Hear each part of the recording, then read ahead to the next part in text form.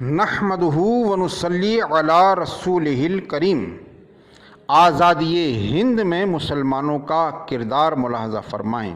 جنہیں میں ڈھونڈتا تھا آسمانوں میں زمینوں میں، وہ نکلے میرے ظلمت خانہ دل کے مکینوں میں۔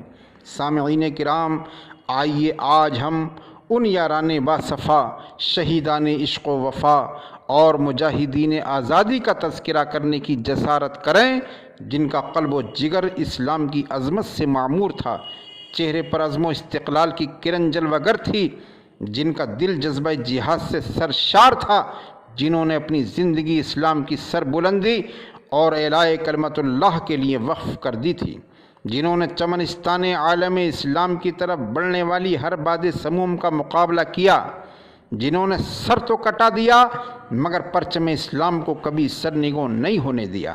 جب جلاد تلوار چمکاتا ہوا آگے بڑھا تو انہوں نے مسکرا کر نظر سے نظر ملائی اور یہ اشعار گنگنانے لگے: فلست ابالی حین اقتل مسلما علی ای شق کان فی اللہ مسرعی۔ خوشا وقت ہے کہ میری موت تیرے کوچے میں آ جائے، یہی تو زندگی کا آخری ارمان ہے ساقی۔ عزیزان ملت، ہندوستان کی مقدس سرزمین پر جب انگریزوں کا ناپاک سایہ پڑا تو وہ اپنی شاطرانہ اور عیارانہ چال سے یہاں کے مالک بن بیٹھے۔ جب ہندوستانیوں کا خون ان کے پسینے سے ارزاں ہونے لگا، ان کے حقوق پامال کیے جانے لگے، ان کے مذاہب پر مسلسل پابندیاں عائد ہونے لگیں، انہیں ملک بدر کرنے کی سعی پہم کی جانے لگی، تو ان مکاروں اور عیاروں کے خلاف علماء نے جہاد کا فتویٰ دیا۔ ان کا فتویٰ کیا تھا؟ توپ یا برق بے اما تھا جو انگریزوں کے نخل تمنا پر بجلی بن کر گرا۔ یہاں تک کہ مدرسوں اور خانقاہوں میں بیٹھ کر درس دینے والے علماء کرام اور مشائخ اعظام الجہاد الجہاد کا نعرہ لگاتے ہوئے مدرسوں اور خانقاہوں کو چھوڑ کر اللہ کے راستے میں نکل پڑے۔ میں اکیلا ہی چلا تھا جانب منزل، مگر لوگ ساتھ آتے گئے اور کارواں بنتا گیا۔ الغرض، اس فتوے نے پورے ہندوستان کو متاثر کر دیا۔ ہر طرف الجہاد الجہاد کے نعرے کی صدائیں بلند ہونے لگیں۔ انگریزوں نے جب علماء کرام کے جوش اور ولولے اور فی سبیل اللہ مر مٹنے کی جسارت دیکھی تو ان کے ہاتھ کے طوطے اڑ گئے۔ پھر کیا تھا؟ انگریزوں نے نیا حربہ استعمال کیا، وہ یہ ہے کہ انہوں نے آپس میں مشورہ کیا کہ اگر علماء ہمارے حق میں فیصلہ کر دیں تو ان کو امان دیا جائے، ورنہ انہیں اس صفحۂ ہستی سے نیست و نابود کر دیا جائے۔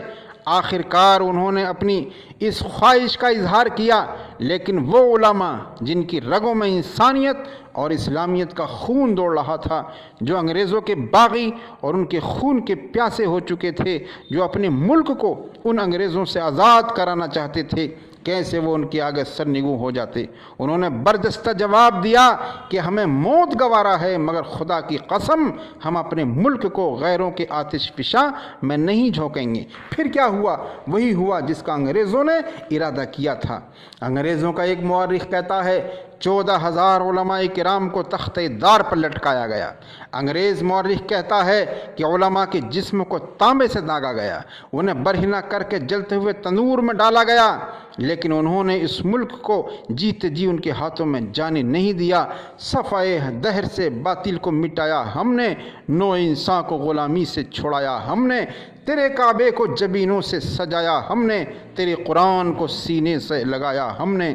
عزیز دوستو، لیکن افسوس صد افسوس، آج اس سرزمین ہند میں علماء ہند کو حقارت و ذلت کی نگاہ سے دیکھا جا رہا ہے۔ جگہ جگہ ان کی برائیوں کے تبصرے چل رہے ہیں۔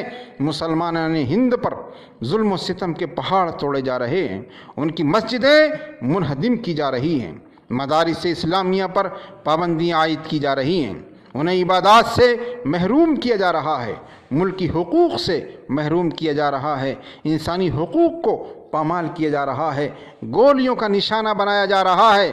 کیا تم نے ہماری قربانیوں کا یہی صلہ دیا؟ آزادی ہند کی خاطر علماء نے کیا نہیں کیا، شاعر نے دل کھول کر کہہ دیا، جب گلستاں کو خون کی ضرورت پڑی سب سے پہلے ہماری ہی گردن کٹی، پھر بھی کہتے ہیں ہم سے یہ اہل چمن، یہ وطن ہے ہمارا تمہارا نہیں، یاد رکھو یہ ملک ہمارا ہے، ہم نے اس کی خاطر خون بہایا، قربانیاں دیں، گھر سے بے گھر ہوئے، عزتوں کی پرواہ نہیں کی، اس کے تقدس کو برقرار رکھا اور انگریزوں کو ملک چھوڑنے پر مجبور کر دیا تھا۔ ہم اس ملک میں جملہ تشخصات کے ساتھ رہیں گے، حق ملے گا تو ٹھیک ورنہ چھین کر لیں گے، اپنی عبادات اور معاشرت کو باقی رکھتے ہوئے رہیں گے۔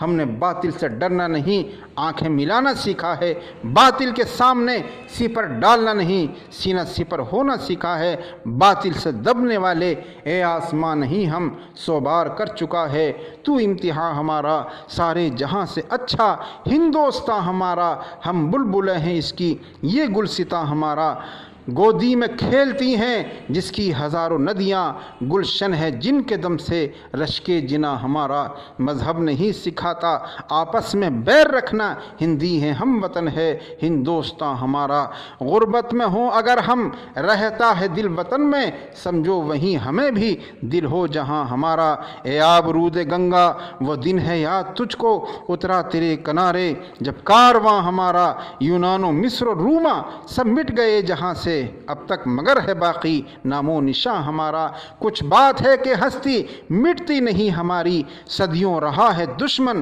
دور زماں ہمارا، اقبال کوئی محرم اپنا نہیں جہاں میں، معلوم کیا کسی کو درد نہاں ہمارا۔